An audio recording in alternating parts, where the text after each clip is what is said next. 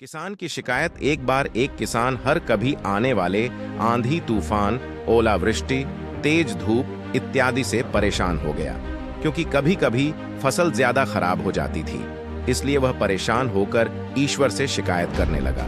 किसान बोला, आप ईश्वर तो है, लेकिन फसल को कब क्या चाहिए इसकी जानकारी नहीं है। जिसकी जरूरत भी नहीं होती है वह भी देते रहते हैं। इसलिए आपसे मैं विनती करता हूँ कि आप मुझे एक मौका दीजिए, मेरे कहे अनुसार मौसम कीजिए, फिर हम सब किसान अन्न के भंडार भर देंगे। ईश्वर मुस्कुराए और बोले, ठीक है, आज से तुम्हारे अनुसार मौसम रखूंगा। किसान खुश हो गया। किसान ने अगली फसल में गेहूं की बुवाई की। उसने जब चाहा तब धूप मिली, उसने जब चाहा पानी मिला, पानी की तो उसने बिल्कुल कमी नहीं आने दी। आंधी, बाढ़ और तेज धूप तो उसने आने ही नहीं दी। समय बीतने पर फसल बढ़ी हुई।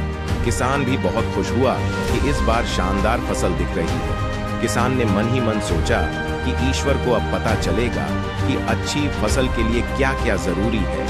फालतू में ही किसान को परेशान करते रहते हैं। किसान फसल काटने के लिए खेत पहुंचा।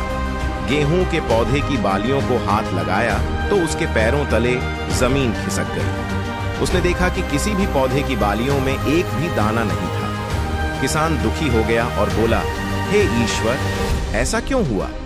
क्योंकि मैंने तो सब कुछ सही किया और सही समय पर किया।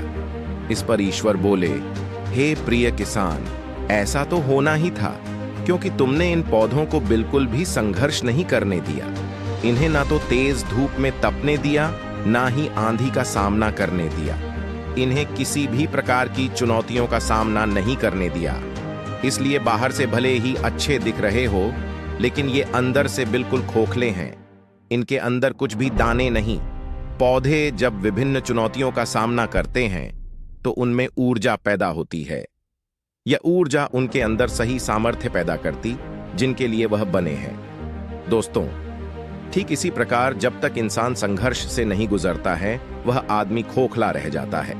जीवन की चुनौतियां ही उसके लिए उन्नति के नए रास्ते खोल देती हैं और आदमी को मजबूत और प्रतिभाशाली बनाती है। इसलिए आपके भी जीवन में मुसीबतें या चुनौतियां आए तो घबराना मत। यह आपको बिखेरने के लिए नहीं, निखारने के लिए आई है।